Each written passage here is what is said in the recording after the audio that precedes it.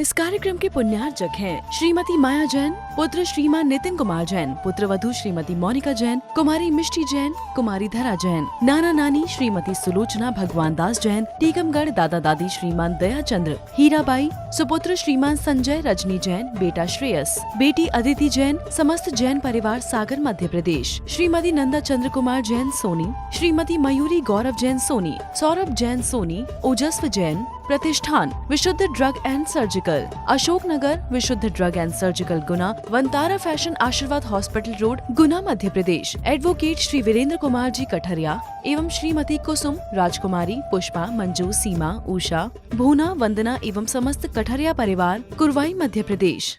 यदि हमने संसार में या संसार को पाया है तो इसके पीछे का कारण क्या है?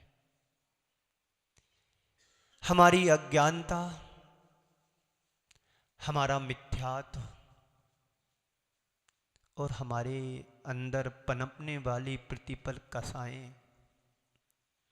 5 मिथ्यात्व को लेकर के, 15 योग को लेकर के, 12 अविरति और 25 कसाएं, इन सब से हमारे जीवन का निर्माण होता है। हम अपने जीवन का निर्धारण करते हैं तो इन्हीं सब चीजों से करते हैं। इनसे बचने के लिए हमारे आचार्यों ने प्रेरणा दी है।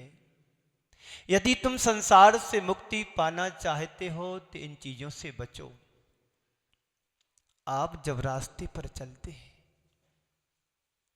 और रास्ता जरा टेढ़ा मेढ़ा खतरनाक है तो आप क्या करते हैं? बड़ी सावधानी से उस रास्ते को पार करते हैं। कहीं मेरे द्वारा एक्सीडेंट ना हो जाए, कहीं मेरा पैर गड्ढे में ना पड़ जाए, कहीं मेरे पैर में कांटा और कांच ना लग जाए। एक क्षण की असावधानी तुम्हारे पैर में एक्सीडेंट करा सकती है। आप लोग कहते हैं नजर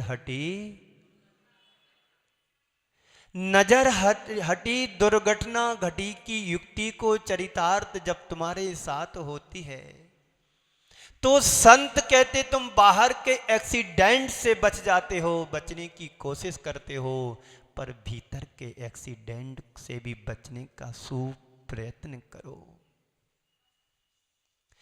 बाहर की प्रतिकूलताओं से बचने का हम पुरुषार्थ करते हैं, पर जीवन में कुछ ऐसे तत्व जुड़ रहे हैं, उनसे भी बचने का पुरुषार्थ करो। आश्रव भावनाओं में जिन कारणों को हमने समझा था, संवर भावना में उन्हीं कारणों को रोकने की बात की जाती है। आश्रव यानी चारों ओर से कर्मों का हमारी आत्मा से जुड़ना। एक सरोवर में सभी जगह से पानी आ रहा है, सरोवर में भरा जा रहा है। छोटी छोटी बड़ी बड़ी नदियों से पानी बह कर के जाता है, समुद्र में मिल जाता है। यदि नदी में पानी ज्यादा हो जाता है तो क्या करते हैं? बाढ़ आ जाती है। पानी को रोकने के लिए डैम की, बांध की व्यवस्था की जाती है और उस रोके हुए पानी को वहां पर हम ले जाते हैं जहां पर पानी की जरूरत होती है। और डैम में जब पानी ज्यादा बढ़ जाता है तो डैम को सुरक्षित रखने के लिए गेट को खोल दिए जाते हैं। संत कहते हैं तुम्हारे जीवन में भी अनेक प्रकार की छोटी बड़ी नदियों जैसी बाढ़ कर्मों की आ रही है, तो उन कर्मों को रोकने के लिए, बातों को रोकने के लिए संवर भावना डैम या बांध का काम करता है। बात समझ में आ रही? ओम, बात समझ में आ रही? हाँ बोलते रहो तो हमें अच्छा लगता कि आप लोग सुन रहे हैं। तो जो कर्म कल तक हमारी आत्मा से जुड़ रहे थे, चिपक रहे थे, हमारे जीवन को विकृत कर रहे थे, अब उन कर्मों को रोकने का पुरुषार्थ आज संवर भावना में होता है। छिद्र सहित नाव में निरंतर जल प्रवेश हो रहा है। नाव देखी आप लोगों ने? यदि नाव में छेद होता है, स्रोत पानी आने की जगह होती है, तो क्या होता है? पानी भरता है नाव में, नाव का संतुलन बिगड़ता है, तो नाव डगमगाने लगती है और वह नाव फिर डूबने की स्थिति में आ जाती है। ऐसी स्थिति में इस नाव को बचाया कैसे जाए? नाविक समझदार होता है। संत कहते हैं सबसे पहले उन छिद्रों को बंद करो जिससे नाव में जल प्रवेश कर रहा था, फिर उसमें जो जल तुम्हारा भर गया था उसको धीरे धीरे निकालना शुरू कर दो, उलीचना शुरू कर दो। तुम्हारी नाव का संकट अपने आप दूर हो जाएगा, टल जाएगा। अनवरत कर्म का आगमन हमारी आत्मा में प्रतिपल हो रहा है, कर्म का रिसाव हो रहा है, जीवन में कर्म जुड़ रहे हैं जिससे हमारी आत्मा कर्म के जुड़ाव से डगमगा रही है नाव की तरह। कर्म पर वसई शांतई दुखई रंति ऋतुदये।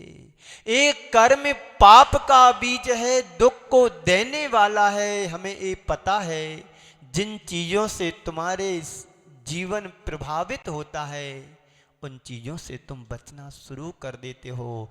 जिन कारणों से हमारी आत्मा प्रभावित हो रही है तो उन कारणों से बचने का पुरुषार्थ हम क्यों नहीं कर पाते हैं? संत कहते हैं जिन जिन छिद्रों से पानी या कर्म हमारी आत्मा से जुड़ रहे हैं, प्रविष्ट होते हैं, और उन छिद्रों को बंद करो। क्या करना है? कल मैंने जिन छिद्रों की चर्चा की थी, 5 मिथ्यात, 15 योग। मिथ्यात है, असंयम है, आलस है, प्रमाद है, कसाय है और दुष्प्रवृत्तियां हमारे जीवन की हैं। संवर भावना इन्हीं सब चीजों को रोकने की बात करता है और आत्मा के अंदर एक ऐसी शक्ति प्रकट करता है, उत्पन्न की जाती है, जिसके बल पर आप अपने आप को कुमार्ग से बचने से बचा सकते हो। मुझे मालूम है कि 24 घंटे आत्मा में कर्म प्रविष्ट होते हैं, हो रहे हैं। आखिर इससे बचने का उपाय क्या है? बोलो। जब हमारी आत्मा में कर्म जुड़ रहे हैं, चिपक रहे, तो इससे बचने का उपाय क्या है? तो संवर भावना में आचार्य कहते हैं, कवि कह रहे हैं, 5 महाव्रत समित गुप्त कर बचन काय मन को, 10 विद धर्म परिसय 22 12 भावन को। यह सब भाव 57 मिलकर आश्रव को खोते, सुपन दशा से जागो चेतन। अब तुम्हें कौन जगावे जाए घर तुम्हारे? माली से कहो एक शंखनाद लेकर के निकलो यहां से स्टैंड तक, जागो जागो जागो और मोह की निद्रा को त्यागो त्यागो त्यागो। करवाएं कल से व्यवस्था, करना तो कुछ पड़ेगा उपाय।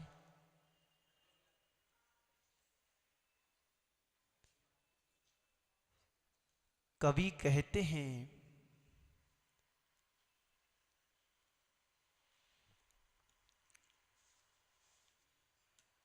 सतगुरु देह जगाए, मोह नींद जब ओव समय, तब कछु बने उपाय, कर्म चोर आवत रखे। बात तो सच है। गुरु उपदेश देने के लिए तत्पर रहते हैं और जगाने का पुरुषार्थ भी करते हैं, लेकिन अज्ञानी प्राणी जाग नहीं पा रहा है। सचमुच में जो सही की नींद सोता है, नींद ले रहा है, उसको तो फिर भी जगाया जा सकता है, लेकिन जो बहाना बना करके सो रहा हो उसे कोई जगाने वाला नहीं है। तो क्या है? 5 महाव्रत, 5 अणुव्रत भी होते हैं। ओम ओम। 5 महाव्रत कौन से होते हैं?